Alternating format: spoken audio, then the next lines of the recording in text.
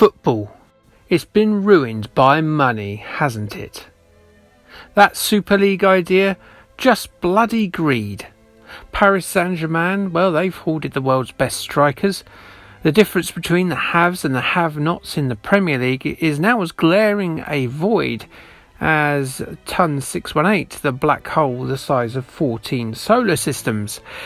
Even in games, football is designed to rinse your wallet of every spare coin in your purse.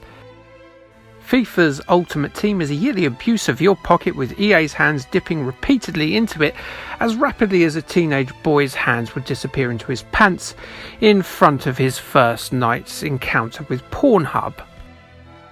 Electronic Arts have been doing it since consoles have been plugged into phone lines. But there was a soccer game, fairly unknown even to this day, that was doing it even when FIFA was a baby in its isometric pants, nestled into its Mega Drive console slot crib. In your local arcade, amongst a lot of other machines intent on mugging you for your hard-earned 10p pieces, the truly blatant Fagin in the group was clad in a football shirt. And that Fagin was Super Cup Finals. Super Cup Finals, released in 1993, was a sequel to Taito's Football Champ, itself a hyperactive arcade soccer classic with little regard for the rules, anime soccer stars and jazzed up post-goal razzmatazz.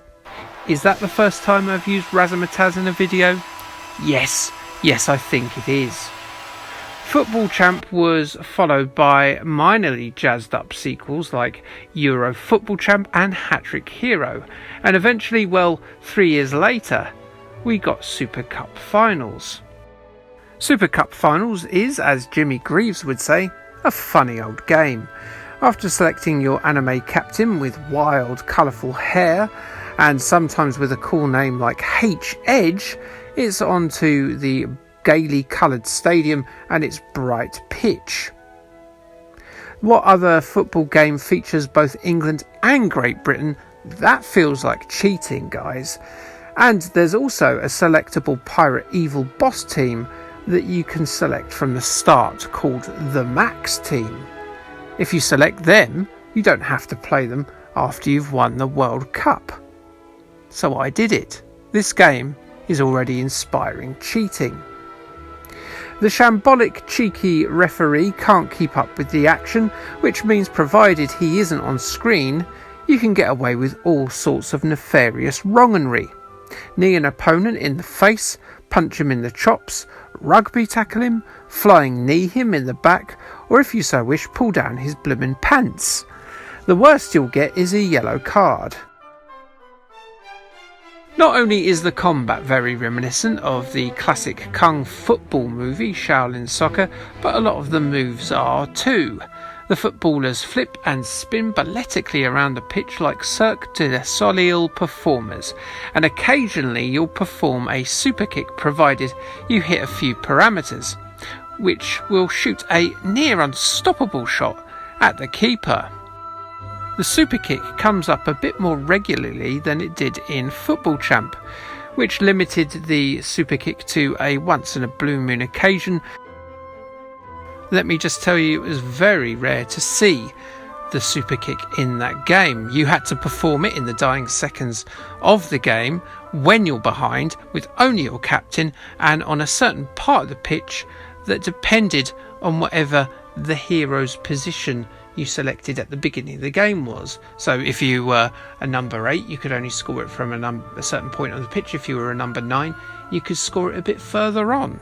It was very rare, and when it happened, it's bloody wild. In Super Cup Finals, you get a selectable menu that pops up whenever there's a throw-in, a free kick, and when the keeper has hold of the ball. You can use points in exchange for a variety of super special moves, all priced up according to, how useful they are, I reckon. A super effective slide tackle, a timed super dash, and a largely useless function that makes your teammates form around you like they're the bloody red arrows are the lowest point rewards. A range of different shots are the highest point rewards. such as the banana, which I actually failed to pull off no matter how many times I tried to do it, an easily accessible super shot, and then there's the Mac Daddy, the hyper shot. Not just near unstoppable, absolutely unstoppable. From any part of the pitch, it turns the player and the ball into a blue fireball like shot from the wrists of Ryu, and it powers down through the other side of the pitch into the goalkeeper's chest, taking him through the goal, crushing the poor custodian's ribs as he smashes his back into the stadium, ripping his shirt to shreds, and then leaving him lying through the tattered goal in a broken clump in front of the 6-yard box.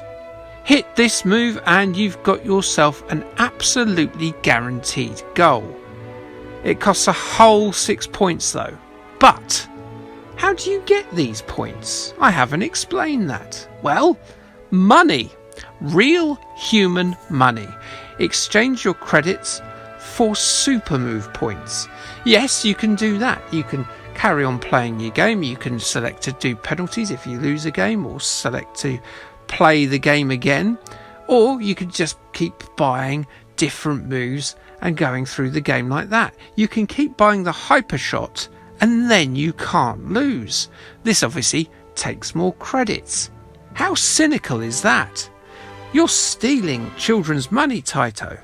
I say that as I play this game that I've got surrounded by about another 1,000 other stolen games on my hard drive. But, you know, I'm a hypocrite and I accept that.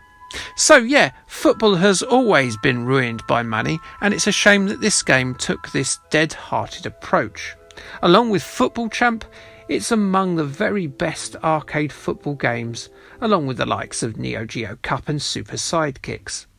It's a spectacular, silly, incredible soccer game with the wicked soul of a FIFA Supremo awarding a World Cup to a desert with stadiums built by slaves. Super Cup finals then. The game's gone, mate. The game's gone. Like, subscribe, and K thanks, bye.